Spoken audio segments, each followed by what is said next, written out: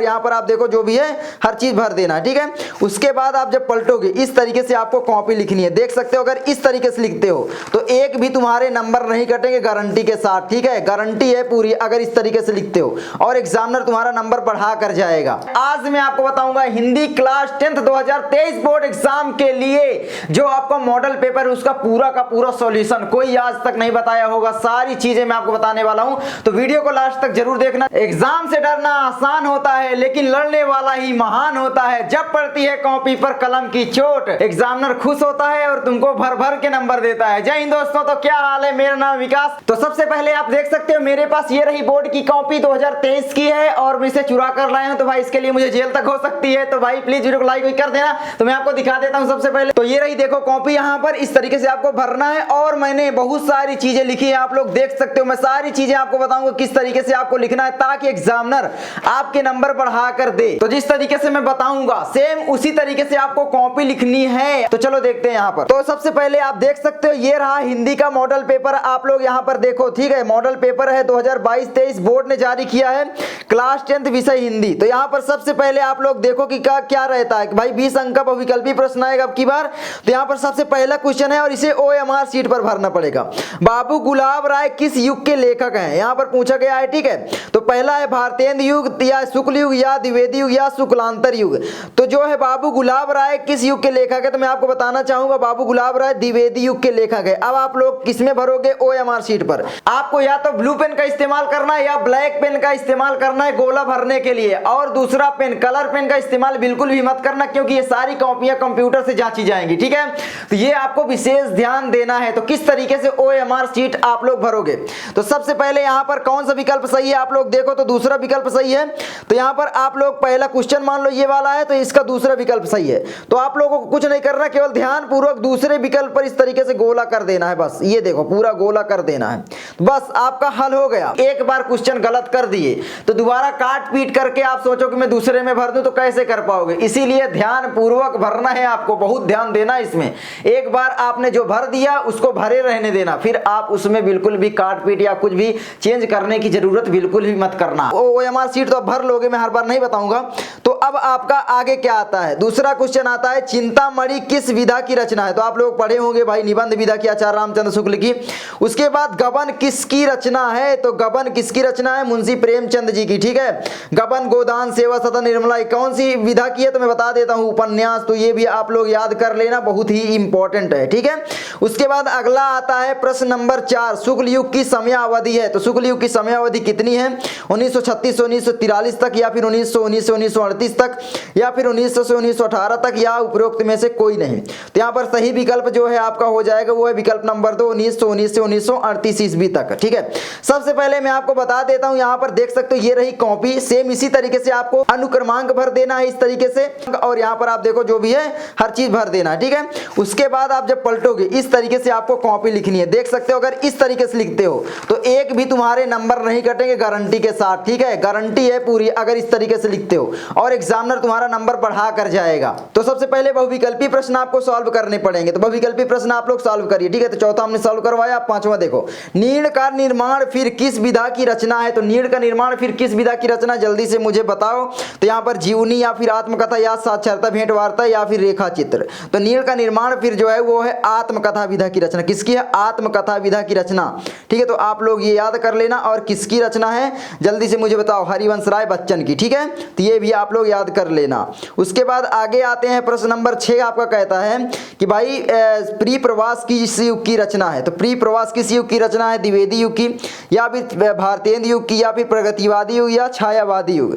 तो जल्दी से बताओ किस युग की रचना है प्री प्रवास। तो आप लोग याद कर लेना भाई साहब, प्री प्रवास जो है द्विवेदी युग की रचना है, ठीक है।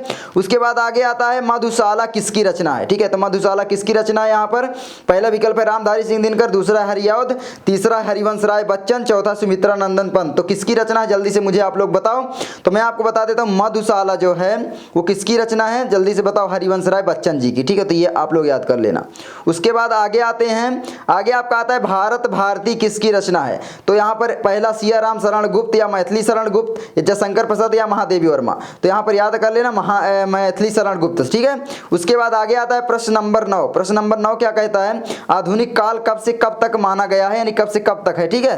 तो ये है 1843 से अब तक, आप लोग याद कर लेना, मैं जल्दी से बता दिया, ठीक है, विकल्प नहीं पढ़ूंगा। उसके बाद आगे आते हैं प्रश्न नंबर 10, मतीराम किस युग के कवि हैं? तो मतीराम जो हैं वो किस युग के कवि हैं, जल्दी से आप लोगों को बताना है। तो यहाँ पर याद कर लेना, रीतिकाल युग के, ठीक है, तो रीतिकाल के कवि हैं। उसके बाद आता है आगे, हास्य रस का स्थायी भाव क्या है? तो हास्य रस का स्थायी भाव आप लोग पढ़े होंगे, क्या होता है? हास होता है। और जो शोक होता है वो किसका स्थायी भाव होता है? तो करुण रस का, ठीक है, तो ये भी आप लोग याद कर लेना, पूछ सकता है बोर्ड एग्जाम में। उसके बाद आपका आता है, ये देखो, सोहत ओढ़े पीत पट श्याम सलोने गात मनु नीलमणि शैल पर आतप परयो प्रकाश, ठीक है, यानी परयो प्रभात भी लिखा होता है।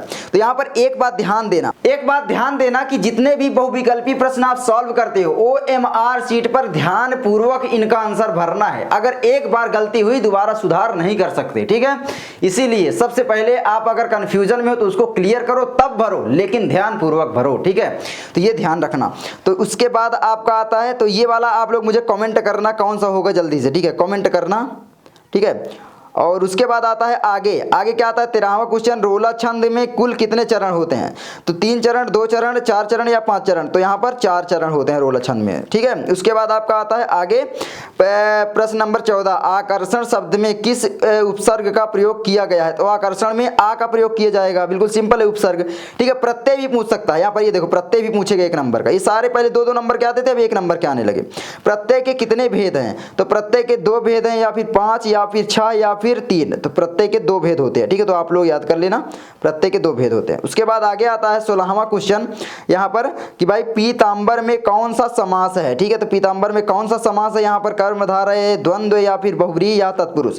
तो यहाँ पर पीतांबर में यानी पीला है वस्त्र जिसका, यानी श्री कृष्ण की ओर, यानी बहुव्रीहि समास यहाँ पर इशारा कर रहा है, ठीक है, तो ये बहुव्रीहि हो जाएगा, ठीक है। तो यहाँ पर याद कर लेना बहुव्रीहि समास, बहुव्रीहि समास, कर्मधारय समास, ये सारे तो आपको पढ़ने नहीं, आपको द्वंद्व और केवल द्विगु समास पढ़ने हैं। क्या पढ़ने? द्वंद्व और द्विगु समास। तो यहाँ पर ये बोर्ड द्वारा ऑफिशियल जो मॉडल पेपर है, यहाँ पर बहुव्रीहि समास क्या कर रहा है? तो भाई हर जगह ये यूपी बोर्ड वाले गलती करते हैं। हाँ, गलतियां सबसे होती हैं, लेकिन इतनी गलतियां कोई नहीं कभी नहीं होती। हर जगह गलती, हर मॉडल पेपर में गलती, चाहे वो आपको क्वेश्चन पेपर है उसमें तक गलती मिलती है। मैं कई जगह इनकी गलतियां आपको बताया हूं। तो यार मैं क्या कर सकता हूं, क्या बताऊं? यूपी बोर्ड वालों देख रहे हो तो सुधरो, सुधरो भाई, सुधरो, ठीक है। उसके बाद आगे आते हैं प्रश्न नंबर 17, आंसू का तत्सम रूप क्या है? तो अश्रु या फिर अंशु या फिर रोना या फिर आंख? तो आंसू का जो है तत्सम रूप है वो है अश्रु, आप लोग जानते हो, ठीक है, इतना तो सरल है ये। उसके बाद आगे आता है प्रश्न नंबर 18, यण संधि का सूत्र है। तो यण संधि का सूत्र क्या है? आदगुण इको यणाची या फिर ये, या तो ये वाला होगा, ठीक है, तीसरा विकल्प। उसके बाद 19वां कहता है फलस शब्द का वचन एवं विभक्ति है। तो भाई ये मुझे खुद ही नहीं समझ में आ रहे हैं, तो आप लोग इनका जल्दी से कमेंट करना, क्योंकि मुझे सच में नहीं आता। मैं देखो जो नहीं आता वो सच बता देता हूँ, मैं आज तक याद नहीं किया हूँ, ठीक है। तो ये है, कमेंट करना। उसके बाद इसको भी आप लोग मुझे कमेंट कर देना, ठीक है, देख लेना यार क्वेश्चन बैंक में या अपने पुस्तक में। तो बस आपके ये रहे बहुविकल्पी प्रश्न। अब हम सबसे इंपॉर्टेंट टॉपिक पर आते हैं कि भाई प्रश्नों का उत्तर किस तरीके से लिखे कि एग्जामिनर बिल्कुल हमारी कॉपी पर फिदा हो जाए और भर भर के नंबर दे। किस तरीके से तुमको लिखना है, जिस तरीके से मैं बता रहा हूं, अगर इस तरीके से लिखते हो तो एक भी नंबर कट जाते हैं तो चैनल डिलीट कर दूंगा, समझ लो। तो भाई साहब एक भी नंबर नहीं कटेंगे, एग्जामिनर तुमको बिल्कुल मस्त फुल नंबर दे के जाएगा, ठीक है। तो किस तरीके से लिखोगे? तो वर्णात्मक प्रश्न आपका खंडवा में आएगा। तो यहाँ पर आपका देखो निम्नलिखित गद्यांश पर आधारित 3 प्रश्नों का उत्तर दीजिए। 3 प्रश्नों का उत्तर यहाँ पर आपको देना पड़ेगा। देखो यहाँ पर 2 नंबर का ये रहेगा, 2 नंबर का ये रहेगा और 2 नंबर का ही ये रहेगा। इसी तरीके से अथवा भी रहता है, इन दोनों में से किसी एक को कर सकते हो, इतना तो आपको यार नॉलेज है ही। तो यहाँ पर ये देखो, यह कोई बात नहीं है कि एक स्वभाव और रुचि के लोगों में ही मित्रता हो सकती है। समाज में विभिन्नता देखकर लोग एक दूसरे की ओर आकर्षित होते हैं, जो गुण हम में नहीं है, ठीक है। हम चाहते हैं कि कोई ऐसा मित्र मिले जिसमें वे गुण हो। चिंतनशील मनुष्य प्रफुल्लित चित्त का साथ ढूंढता है, निर्बल बलि का, धीर उत्साही का। उच्च आकांक्षा वाला चंद्रगुप्त युक्त और उपाय के लिए चाणक्य का मुंह ताकता था। नीति विशारद अकबर मन बहलाने के लिए बीरबल की ओर देखता था। तो यहाँ पर सिंपल मित्रता के बारे में बात की गई है। तो यहाँ पर कौन सा चैप्टर हो गया? मित्रता। मित्रता के लेखक कौन है? आचार्य रामचंद्र शुक्ल। 2 नंबर आपके बिल्कुल फिक्स, ठीक है। भारतीय संस्कृति और मित्रता, इन दोनों को तैयार कर लो, 100% इसी में से आएंगे। तो यहाँ पर आते हैं सबसे पहले संदर्भ पर। एग्जामिनर किस तरीके से तुम्हारी कॉपी जांचता है, तो इस वीडियो में तुम्हारा क्लियर हो जाएगा कि एग्जामिनर किस तरीके से बोर्ड एग्जाम की कॉपी जांचता है, किस तरीके से से वो खुश होता है, किस तरीके से तुम्हारे ऊपर नंबर की बारिश करेगा। ठीक है, तो यहाँ पर सबसे पहले मैं रख देता हूँ। तो ये देखो इस तरीके से हो गया। तो सबसे पहले आपको संदर्भ क्या लिखना है, देखो यहाँ पर मान लो किसी बच्चे ने ये सॉल्यूशन किया, मैंने लिखा यार खुद तुम्हारे लिए इतनी मेहनत कर रहा हूँ, 4-5 घंटे ये कॉपी लिखने में लगा है, तो भाई साहब तुम भी थोड़ा सा तो लाइक कर सकते हो। ये केवल इस तरीके से दबाना होता है। चैनल को सब्सक्राइब कर सकते हो, अपने दोस्त के पास व्हाट्सएप वगैरह हर जगह फैला दो यार वीडियो को। ठीक है, इतनी मेहनत लगती है। तो ये है। उसके बाद आप लोग ये देख सकते हो, सबसे पहले आपको क्या लिखना, संकेत। ठीक है, संकेत आप लोग लिखोगे, ये देखो इसका संकेत यहाँ पर 1-2 अक्षर लिख देना है और लास्ट का लिख देना है, ये देखो। ठीक है, इस तरीके से करके। तो यहाँ पर संकेत का मतलब क्या है कि हम ये वाला कर रहे हैं, यहाँ पर साफ साफ समझ में आ जाएगा। उसके बाद तुमको क्या करना है, संदर्भ करना है। संदर्भ में देखो बिल्कुल ऐसे ही लिखना है, प्रस्तुत गद्यांश हमारी पाठ्य पुस्तक हिंदी के मित्रता नामक पाठ से लिया गया है। इसके लेखक हिंदी के महान निबंधकार आचार्य रामचंद्र शुक्ल जी हैं। तो यहाँ पर एग्जामिनर तुम्हारी कॉपी को ऐसे जांचेगा और 2 नंबर इस तरीके से चढ़ा देगा। ठीक है, उसके बाद आगे आपका रेखांकित अंश की व्याख्या आपको करना है। तो ये देखो रेखांकित अंश की व्याख्या, केवल जिसमें रेखा है, क्या है मैं बता रहा हूं, केवल जिसमें रेखा है उसी का मतलब आपको करना पड़ेगा और कुछ नहीं करना। ठीक है, केवल रेखांकित अंश की व्याख्या करना है। मैं आपको दिखा देता हूं, यहाँ पर देखो ये जो रेखा खींची है ना, ये वाली की केवल व्याख्या आपको करनी है बस, और कुछ नहीं करना यहाँ तक। तो बस ये रही व्याख्या, आप लोग देख सकते हो। ठीक है, क्या लिखोगे आप लोग, देखो रेखांकित अंश की व्याख्या कि भाई लेखक के अनुसार समान स्वभाव और रुचि वाले व्यक्तियों के बीच ही मित्रता नहीं हो सकती, अपितु भिन्न भिन्न स्वभाव एवं रुचि रखने वाले लोगों के बीच भी मित्रता हो सकती है। मित्रता करते समय लोग विभिन्नता को देखकर ही एक दूसरे की ओर आकर्षित होते हैं, विभिन्नता देखकर ही लोग मित्रता करते हैं, अर्थात विभिन्न स्वभाव वाले लोगों के बीच भी गहरी मित्रता हो सकती है। जैसे राम एवं लक्ष्मण दोनों का स्वभाव बिल्कुल अलग था। ठीक है, अनुकूल नहीं था। लक्ष्मण उग्र स्वभाव वाले थे, बहुत ही क्रोधी थे, और राम बिल्कुल शांत स्वभाव वाले थे, लेकिन दोनों भाइयों के बीच में गहरी मित्रता थी। देखो ये मैंने अपने से लिखा है, आप अपने से लिखो और एग्जामिनर देखो इस तरीके से जांचेगा और यहाँ पर आपको दे देगा 2 नंबर। ठीक है, बिल्कुल सिंपल 2 नंबर ये आपका मिल गया। तो आपका इस तरीके से पूरा का पूरा 70 नंबर मैं क्लियर करवा रहा हूं इस वीडियो में। तो वीडियो को लास्ट तक इसीलिए बोल रहा हूं, देखो भाई साहब बहुत ही इंपॉर्टेंट वीडियो है। कोई ऐसी वीडियो नहीं बनाया होगा कि पूरा का पूरा मॉडल पेपर ही सॉल्यूशन दे दिया हो, क्योंकि मेहनत लगती है। ठीक है, तो मेहनत तुम भी करना थोड़ा सा, सब्सक्राइब वगैरह करके।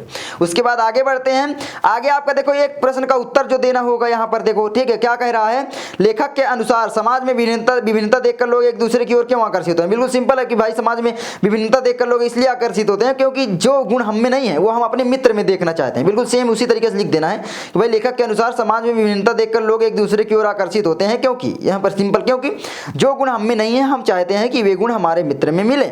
चिंतनशील मनुष्य प्रफुल्लित चित्त का साथ ढूंढता है, निर्बल बलि का और धीर उत्साही का। ये देखो बिल्कुल 2 नंबर फिक्स हो गए, तुम्हारा कोई ही नहीं काट सकता। ठीक है, स्वयं एग्जामिनर इस तरीके से इतनी हैंड राइटिंग से लिखोगे तो एक भी नंबर नहीं कटेंगे। हैंड राइटिंग सबसे इंपॉर्टेंट होती है। अगर इस तरीके की हैंड राइटिंग से लिखोगे तो तुम ही सोचो कौन तुम्हारा नंबर काट सकता है, कोई भी नहीं काटेगा। ठीक है, उसके बाद हम आगे बढ़ते हैं। आगे आपका देखो इधर आ जाएगा पद्यांश। ठीक है, गद्यांश तो हमारा सॉल्व हो गया। उसके बाद अब आपका आएगा पद्यांश। तो यहाँ पर ये देखो पद्यांश में क्या कैसे पूछेगा मैं आपको दिखा देता हूँ, ये देखो। ठीक है, दूसरा क्वेश्चन आपका क्या कह रहा है, दिए गए पद्यांश पर आधारित 3 प्रश्नों का उत्तर दीजिए। तो आपको 3 प्रश्नों के उत्तर देना पड़ेगा। तो अब आप लोग कैसे दोगे, तो यहाँ पर देखो सिंपल है, क्या क्या पूछा है, उपर्युक्त संदर्भ का संदर्भ लिखना है और यहाँ पर रेखांकित अंश की व्याख्या करना है, और एक इसमें क्या है क्वेश्चन पूछा कि भाई इसमें कौन सा अलंकार है।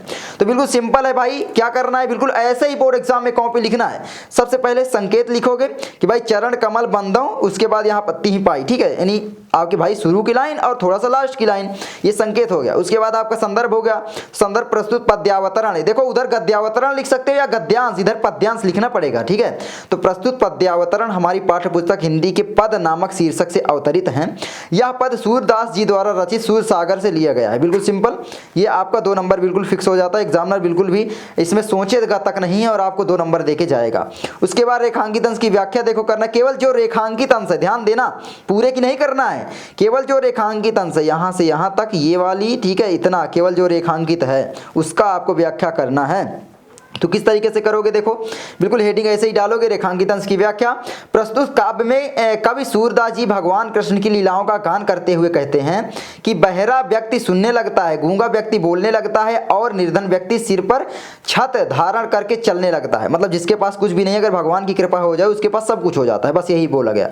इस तरीके से एग्जामिनर जांचेगा और 2 नंबर तुम्हारा बिल्कुल फिक्स हो जाएगा। एक बात मैं आपको बताना चाहूंगा, एक चीज ध्यान रखना कि कभी भी ये मत सोचना कि मैं पूरा का पूरा संदर्भ रट रट लूँ, व्याख्या रट लूँ, ठीक है, तभी मैं बोर्ड एग्जाम में अच्छे नंबर ला सकता हूँ। महा बकवास है, तुम्हें संदर्भ रटने की बिल्कुल भी जरूरत नहीं, थोड़ा सा है उसमें पाठ का नाम और लेखक का नाम चेंज होता है या कवि का नाम चेंज होता है। दूसरी बात कि भाई जो रेखांकित अंश की व्याख्या है उसको रट लें, तो उसको भी रटने की जरूरत नहीं है। क्यों? क्योंकि भाई उसको बना बना कर लिखा जाता है, अर्थात अर्थात करके भी तुम लिख दोगे ना तो तुमको पूरे नंबर मिलेंगे। तो भाई उसमें 20 पे रटने की क्या जरूरत है, तुम ही सोचो। तो इस तरीके से आपका हो गया। उसके बाद देखो तीसरा क्वेश्चन कहता है उपर्युक्त पद में रूपक और अनुप्रास अलंकार की अभिव्यक्ति हुई है। तो यहाँ पर बस आपका 2 नंबर ये भी फिक्स, 6 नंबर आपका टोटल इसमें भी फिक्स हो गया। इसी तरीके से बोर्ड एग्जाम में कॉपी जांची जाती है, ध्यान देना। उसके बाद प्रश्नोत्तर संख्या 3 आपका क्या कहेगा, देखो प्रश्नोत्तर संख्या 3 में आप क्या कहोगे, आओगे, ये देखो 30 है 3, ठीक है। ये बोर्ड द्वारा ऑफिशियल जो मॉडल पेपर है वही जारी किया गया है। तो प्रश्नोत्तर संख्या 3 कहता है कि भाई दिए गए संस्कृत गद्यांश में से किसी एक का संदर्भ सहित हिंदी में अनुवाद कीजिए। तो मैं आपको बताए दे रहा हूं, भारतीय संस्कृति और वाराणसी दोनों चैप्टर तैयार कर लो, इनमें से कोई ना कोई बोर्ड एग्जाम में आ जाएगा, ठीक है। अब यहां पर देखो यही आ सकता है, तो कैसे लिखोगे? सबसे पहले आपको संकेत लिखना पड़ेगा, हर जगह लिख देना। ऐसा नगरी भाषायाम करिता, यहां पर जो भी दिया ये देखो ऐसा नगरी और यहां पर भाषायाम करिता संकेत लिखा गया। उसके बाद आपको क्या करना है, संदर्भ लिखना है। प्रस्तुत संस्कृत पंक्तियां हमारी पाठ्य पुस्तक हिंदी के संस्कृत खंड में संकलित वाराणसी नामक पाठ से अवतरित है। इसमें वाराणसी के महत्व का वर्णन किया गया है। बिल्कुल सिंपल। आपका कितने नंबर का आ जाएगा, तो यहाँ पर 5 नंबर का होता है, तो 2 नंबर ये हो जाएगा। ये देखो ये क्वेश्चन टोटल 5 नंबर का आएगा, यानी 2 नंबर का ये संदर्भ रहेगा और 3 नंबर की आपकी अनुवाद रहेगा, ठीक है। तो अब अनुवाद में आते हैं, तो ये देखो हम अनुवाद में आ गए। तो इसमें देखो लेखक का नाम तो लिखना नहीं होता है ना, तो बिल्कुल सिंपल है। ये देखो अनुवाद में क्या लिखोगे आप लोग, हिंदी अनुवाद है कि भाई यह नगरी भारतीय संस्कृति और संस्कृत भाषा का केंद्र स्थल है। यहीं से संस्कृत साहित्य और संस्कृति का प्रकाश हर जगह फैला था। मुगल युवराज दारा सिकोह ने यहाँ आकर भारतीय दर्शन शास्त्रों का अध्ययन किया था। वह उनके ज्ञान से ऐसा प्रभावित हुआ कि उसने उपनिषदों का अनुवाद फारसी भाषा में करवाया, ठीक है। बिल्कुल सिंपल है। ये देखो आपका 3 नंबर यहाँ पर भी फिक्स हो जाता है, ठीक है। तो आई होप आप लोग समझ रहे होंगे कि एग्जामिनर किस तरीके से कॉपी जांचते हैं। एक बात याद रखना, कभी भी मत सोचना कि अब मैं अभी 1 महीने बचे हैं और मैं संस्कृत अनुवाद सीखने लग जाऊं। थोड़ा सा भाई पढ़ोगे तो भी समझ में आराम से आ जाता है कि इसमें क्या बोलना चाह रहा है। बस उसी तरीके से आपको अनुवाद लिख देना है, एक भी नंबर नहीं कटेंगे। तो क्यों आप लोग रटोगे, 2 4 10 दिन खराब करोगे। मैं जो बताऊंगा वो अनुवाद आपके बोर्ड एग्जाम में पक्का आने वाले हैं। चैनल के साथ बने रहे ना लाइक वाइक करके, ठीक है। प्यार मोहब्बत में लाइक कर लेते हो, लेकिन इसमें भी लाइक कर सकते हो, ठीक है। तो इसके बाद आगे आते हैं। आगे आपका आता है प्रश्न संख्या 4, ठीक है। उसके बाद संकेत देखो यहाँ पर है, यहाँ पर एक अब की बार अलग किया गया है। देखो संस्कृत खंड से अब की बार 10 नंबर का पूछा जा रहा है अनुवाद। कैसे? 3 इधर देखो 5 नंबर का ये हुआ और ये वाला पोर्शन पूरा अलग कर दिया गया श्लोक वाला। इसमें श्लोक भी अब की बार पूछा जाएगा। ये देखो प्रश्न नंबर आपका क्या आता है, चौथा। क्या कहता है प्रश्न नंबर 4? दिए गए संस्कृत पद्यांश में से किसी एक का संदर्भ से हिंदी में अनुवाद कीजिए, ठीक है। 5 नंबर का ये भी आएगा।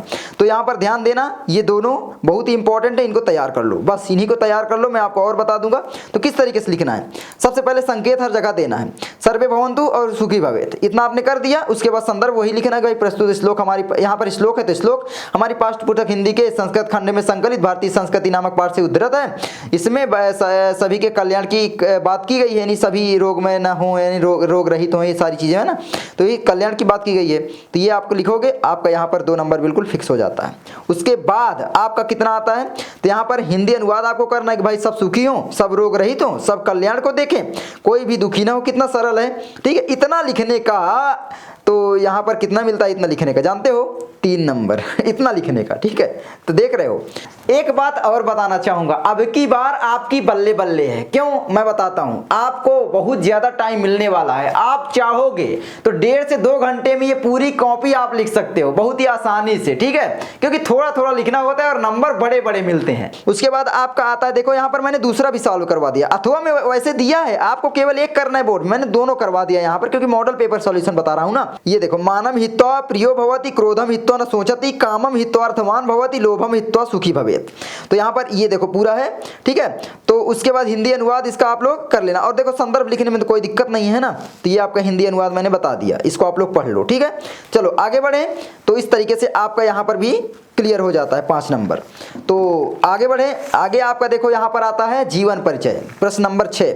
तो प्रश्न नंबर 6 यहाँ पर जो आएगा, देखो सबसे पहले तो आएगा प्रश्न नंबर 5, ये आपका रहेगा खंडकाव्य। अब खंडकाव्य अपने सर से पूछ लो कि सर हमारे यहाँ कौन सा खंडकाव्य लगता है। मेरे जो चैनल है यहाँ से बहुत सारे स्टूडेंट पढ़ाई करते हैं, हर यूपी के सारे जिलों से, ठीक है। तो मैं तुमको नहीं बता सकता यार एक एक करके, प्लीज समझने की कोशिश करो। इसलिए अपने टीचर से पूछो सर हमारे यहाँ कौन सा खंडकाव्य लगता है, वो आराम से बता देंगे। और उसको केवल तुम्हें पढ़ना है और बना बनाकर, हमेशा बोलता हूँ, लिखने की कोशिश करना है, ठीक है। तो ये हो गया। तो यहाँ पर इसको देखो किस तरीके से आप जीवन परिचय लिखोगे। यहाँ पर प्रश्नोत्तर संख्या 6 कहता है, देखो ठीक है। तो पांचवा आपका खंडकाव्य हो गया। तो यहाँ पर पांचवा मैंने नहीं लिखा, पांचवा कितने अंक का आएगा आपका, 3 नंबर का। तो आप लोग लिख दोगे तो 3 नंबर बिल्कुल फिक्स हो जाएगा। उसके बाद प्रश्नोत्तर संख्या 6 आपका जो आएगा ये 5 नंबर का आएगा, ठीक है। तो यहाँ पर देखो सबसे पहले क्या पूछेगा प्रश्न नंबर 6 में कि भाई दिए गए लेखकों में से किसी एक का जीवन परिचय लिखते हुए उनकी एक प्रमुख रचना का उल्लेख कीजिए। सबसे पहले यहाँ पर डॉक्टर राजेंद्र प्रसाद, जयशंकर प्रसाद, आचार्य रामचंद्र शुक्ल, इन तीनों में से क्या करना है, इन तीनों में से किसी एक को आपको करना है, केवल एक को, जो आपको आता हो बेस्ट तरीके से वही को करना है। बस आप इसको तैयार कर लो, 5 नंबर मुझसे अभी ले लो। देखो किसी भी जीवन परिचय को तैयार करना है, अगर तुम्हें याद नहीं होते हैं, बिल्कुल सिंपल सर्च करना है। क्या करना है बिल्कुल कि भाई जैसे आचार्य रामचंद्र शुक्ल जीवन परिचय भाई लर्न मंत्रा या विकास भैया या फिर हिंदुस्तानी क्लासेस, कुछ भी सर्च करोगे तुम्हें मिल जाएगा। मेरे जीवन परिचय सारे वायरल हैं, ठीक है। इसको भी वायरल करवाओ, लाइक वाइक करके, शेयर करके अपने दोस्तों के पास शेयर करना, नहीं तो बहुत मारूंगा तुमको, ठीक है। आऊंगा तुम्हारे पास ठीक है। तो चलो आगे बढ़ते हैं। आगे हमारा आता है यहाँ पर देखो, सबसे पहले मैंने यहाँ पर लिखा जयशंकर प्रसाद जी का जीवन परिचय, ठीक है। तो सबसे पहले किस तरीके से लिखो जीवन परिचय, सबसे पहले यहाँ पर आपको इंपॉर्टेंट टॉपिक लिख देना है। जन्म लिख दिए, उसके बाद मृत्यु लिख दिए, पिता का नाम, शिक्षा, ठीक है, इतना आपने लिख दिया। अगर माता का नाम है तो यहाँ पर माता का नाम भी लिख सकते थे और इनकी रचनाएं भी लिख सकते थे, इतने में, ठीक है। उसके बाद जीवन परिचय ये पोथी लिखो, सबसे पहले इसको लिख दो। एग्जामिनर इसी को जांच कर हो सकता है पूरा नंबर आपको देके चला जाए। कितने नंबर का, 5 नंबर का, ठीक है, 5 नंबर। तो 5 नंबर आपके फिक्स हो जाएंगे। देखो इस तरीके से राइटिंग से लिखोगे तो भाई कौन नंबर काटेगा यार, तुम्हारा कोई नहीं काट सकता।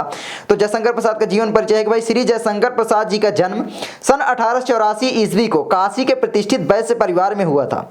इनके पिता का नाम बाबू देवी प्रसाद तथा माता का नाम मुन्नी देवी था। इनका परिवार गांव में सुंगरी साहू के नाम से प्रसिद्ध था। इनकी प्रारंभिक शिक्षा इनके घर पर ही हुई। इन्होंने स्वाध्याय से हिंदी, संस्कृत, उर्दू और फारसी भाषा सीख ली, ठीक है। इनका सर्वप्रथम क्वींस कॉलेज में उच्च शिक्षा के लिए नाम लिखवाया गया, यानी उच्च शिक्षा करने के लिए क्वींस कॉलेज में नाम लिखवाया गया। वहां पर इनका मन नहीं लगा और विद्यालय छूट गया और ये 8वीं तक ही शिक्षा ग्रहण कर पाए। जब मात्र 12 वर्ष के थे तभी इनके पिताजी की मृत्यु हो गई। कुछ समय बाद इनके माताजी की भी मृत्यु हो गई, अतः इनके ऊपर कठिनाइयों का पहाड़ टूट पड़ा। इनके शिक्षा दीक्षा का प्रबंध इनके बड़े भाई शंभुनाथ जी ने किया, लेकिन कुछ समय बाद इनके बड़े भाई शंभुनाथ जी की भी मृत्यु हो गई। भाई साहब कितनी मृत्यु हुई, तो भाई अंदर ही अंदर टूट गए संघर्ष के कारण। और इन्होंने 3 शादियां की थी। इनके तीनों ही पत्नियों की असामयिक मृत्यु हो गई। हिंदी के महान नाटककार, क्योंकि महान नाटककार थे, चंद्रगुप्त स्कंद को आपने नाटक पढ़ा होगा, कहानीकार भी थे, ठीक है। यहाँ पर प्रतिध्वनि छाया, इंद्रजाल आकाशदीप इनकी प्रमुख कहानियां हैं। उपन्यासकार भी थे, तितली कंकाल आपने पढ़ा होगा, ठीक है, कि सन 1937 ईस्वी में मृत्यु हो गई। एग्जामिनर बिल्कुल कुछ नहीं करेगा, आंख बंद के इस तरीके से जांचेगा पूरा, ठीक है, और तुम्हारा यहाँ पर नंबर चढ़ाएगा 5 नंबर। उसके बाद फिर बाद में जोड़ता है पूरा, ठीक है। अब यहाँ पर आगे बढ़ते हैं। यार इस तरीके से कॉपी लिखोगे तो कौन यार तुमको नंबर नहीं देगा, तुम ही सोचो। एक बात और बताना चाहूंगा, जीवन परिचय कभी भी रटने की कोशिश मत करना यार, बिल्कुल सिंपल होता है। उनका जो मेन टॉपिक है उसके आधार पर आप लिख दोगे ना तो भी पूरा नंबर मिल जाएगा। थोड़ा सा 1-2 आप गूगल करो और दूसरों की वीडियो देखो और उसके अनुसार अपने से बनाने की कोशिश करो, रटोगे तो भूल जाओगे, ठीक है। इतना मेरी बात ध्यान रख लेना अपने विकास भैया की, ठीक है। और बाकी सबकी ध्यान तो रखते ही हो, है ना, व्हाट्सएप वगैरह में रोज चैटिंग करते हो, नहीं करते हो ना, इस समय एग्जाम है भाई, मोहब्बत की बात नहीं होगी, अब केवल एग्जाम की बात होगी, ठीक है। उसके बाद आगे बढ़ते हैं। आगे आप लिखोगे महत्वपूर्ण रचनाएं, क्यों, क्योंकि यहाँ पर देखो 5 नंबर तो देगा। यहाँ पर ये आता है आपका 3+2, यानी 3 नंबर का आपका ये हो गया, यहाँ पर आपका ये 3 नंबर का हो गया और इधर आपका जो है ये 2 नंबर का हो गया, ठीक है। ऐसे जांचेगा एग्जामिनर और चला जाए, क्योंकि भाई इतना अच्छे से लिखोगे तो कौन नहीं आपको नंबर देगा। सबसे पहले इनके नाटक चंद्रगुप्त, स्कंदगुप्त, अजातशत्रु, ध्रुव स्वामी, कामना, एक घूंट, ये इनके इंपॉर्टेंट नाटक है, याद कर लेना। कहानी प्रतिध्वनि छाया, इंद्रजाल आकाशदीप। उसके बाद है उपन्यास कंकाल, तितली आदि इनके उपन्यास है। अब यहाँ पर प्रश्न नंबर 6 का खा आता है, क्योंकि वो था का, ठीक है। तो प्रश्न नंबर 6 का खा में आपका कवि परिचय आएगा। तो ये देखो खा है, ठीक है। यहाँ पर अरे यार ये तो मैं गलत ही कर दे रहा हूँ, हट यार हट, ठीक है। तो इस तरीके से ये देखो कवि परिचय आपको बताना पड़ेगा। यहाँ पर गोस्वामी तुलसीदास, सुमित्रानंद पंत और सूरदास। तो यहाँ पर याद कर लेना गोस्वामी तुलसीदास, महाकवि सूरदास और महादेवी वर्मा का भी याद कर सकते हो। 100% है इनमें से बोर्ड एग्जाम में आएगा और तुमको 10 नंबर दे के जाएगा, गारंटी है, गारंटी, ठीक है। तो गारंटीड क्वेश्चन है ये सारे, इनको तैयार जरूर कर लेना। तुम्हारे विकास भैया की तुमको सजेशन समझ लो, ठीक है। तो चलो आगे बढ़े। तो बस इसको आप लोग क्या करोगे, मैंने यहाँ पर देखो लिखा है सूरदास जी का जीवन परिचय, कितना आराम से लिख दिया। देखो सबसे पहले इस तरीके से आप लोग लिखना जरूर, ठीक है। जन्म एग्जामिनर देखेगा बिल्कुल सही है, जन्म स्थान कहाँ पर हुआ देखेगा बिल्कुल सही है, पिता का नाम सही है, गुरु का नाम सही है, मृत्यु सही है, रचना से हो सकता है इसको देखे भी नहीं, ठीक है। हो सकता है एग्जामिनर इसको अब ना देखे, क्योंकि एग्जामिनर के पास इतना टाइम नहीं होता, उनको मिलता है कॉपी जांचने का पैसा, और पैसा किसको प्यारा नहीं होता है भाई साहब, ठीक है। तो कॉपी के हिसाब से पैसा मिलता है, तो जितनी ज्यादा कॉपियां जांचेंगे उतना उनको पैसा मिलेगा। इसीलिए बोलता हूं कि हाईलाइट करो जहां पर एग्जामिनर की सीधे नजर जाए और तुमको नंबर दे और चला जाए।